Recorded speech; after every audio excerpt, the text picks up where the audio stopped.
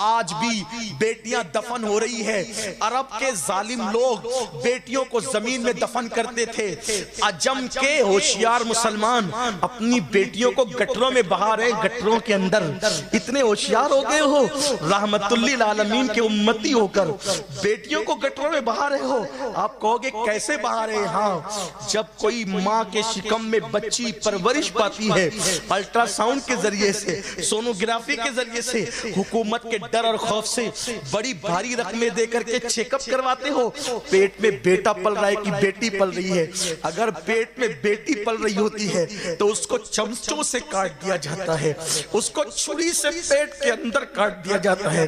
سوچو تو صحیح، جس نبی نے پتھر کھا کر بیٹیوں کو زندگی دی تھی، جب اس نبی کا کلمہ پڑھنے والا امتی ماں کے پیٹ میں ڈاکٹروں کے ذریعے سے بیٹی کے ٹکڑے لا کر اس کو بغیر کفن کے نالیوں میں بہاتا ہوگا، مکین گنبد خضرا کے دل پہ کیا گزرتی ہوگی۔ اور آج کل کی عورتیں بھی، مجھے تو بیٹا چاہیے، بیٹا، مجھے بیٹی نہیں چاہیے۔ اے میری بہن، تو بھی تو بیٹی ہے۔ اگر تیری ماں نے بھی تیرے لیے یہی سوچا ہوتا تو کیا تو دنیا میں آتی؟ کیا تو دنیا میں جنم لیتی؟ اور سن لو، بیٹیوں سے نفرت کرنے والوں، میرے نبی کا فرمان ابن حجر مکی نے لکھا ہے کہ جب کسی گھر کے اندر بیٹی پیدا ہوتی ہے تو 70,000 فرشتے اس گھر میں اترتے ہیں اور چاروں طرف سے اس بیٹی کو گھیر لیتے ہیں، اس کے سر پہ ہاتھ رکھ کر کہتے ہیں، اے کمزور جان سے پیدا ہونے والی کمزور جان، جب تک تو اس گھر میں رہے گی ہم بھی اسی گھر میں رہیں گے۔ مجھے بتاؤ، جس گھر کے اندر صبح و شام 24 گھنٹے 70,000 فرشتے رہتے ہو، اس گھر کے اندر بے چینی کیسے ہوگی، بے قراری کیسے ہوگی؟ اللہ اکبر۔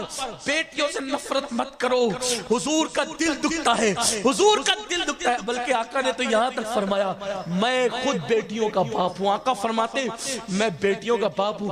اگر تمہارے یہاں بیٹی بھی اور بیٹے بھی ہوں، اگرچہ بیٹا ایک ہو بیٹیاں زیادہ ہو، بیٹے کی اہمیت زیادہ ہوگی۔ سفر سے آنا، گفٹ لانا، پہلے گفٹ بیٹے کو مت دینا، پہلے گفٹ بیٹیوں کو دینا، کیونکہ بیٹیوں کا دل بہت کمزور ہوتا ہے۔ آقا فرماتے پہلے بیٹوں کو دو گے نا تو بیٹی کا دل دکھے گا۔ اب میرے نبی نے فرمایا، جس نے بیٹی کا دل دکھایا اس نے مجھ محمد کا دل دکھایا۔ بیٹی کا دل دکھانا نبی کا دل دکھانے کے برابر ہے۔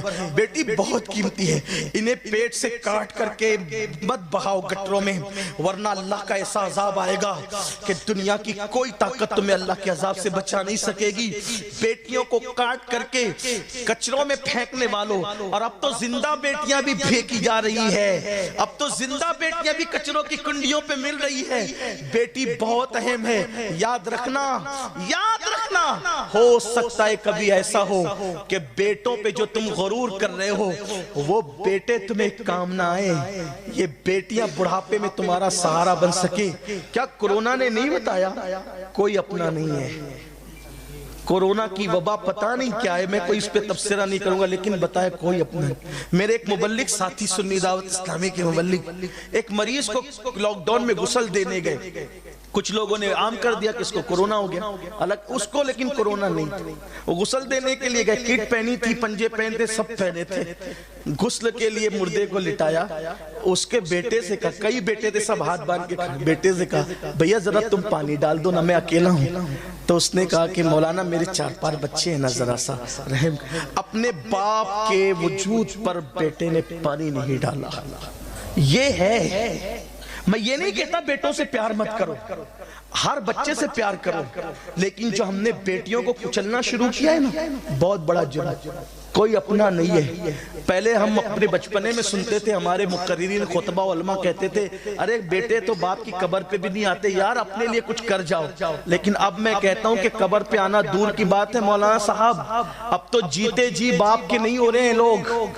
ہاں جو جیتے جی باپ کی خدمت نہ کرے وہ مرنے کے بعد کیا خدمت کرنا ہے؟ وہ لوگ گزر گئے جو مرنے کے بعد ہر جمعرات باپ کی قبر پہ جاتے تھے، ماں کی قبر پہ جاتے تھے، روزانہ گھر میں بیٹھ کے سورہ یاسین پڑھتے تھے۔ جو کرنا اپنے لیے کر لو، پیار سب سے کرو، محبت سب سے کرو، میں جھگڑا لگانے نہیں آیا، لیکن کم سے کم یہ تو سوچو نا کہ ہمیں اللہ کے قریب ہونا ہے، اپنی آخرت کی تیاری خود کرنا ہے۔ تو بیٹیوں پر ظلم مت کرو، بیٹیاں اللہ کی نعمت ہیں۔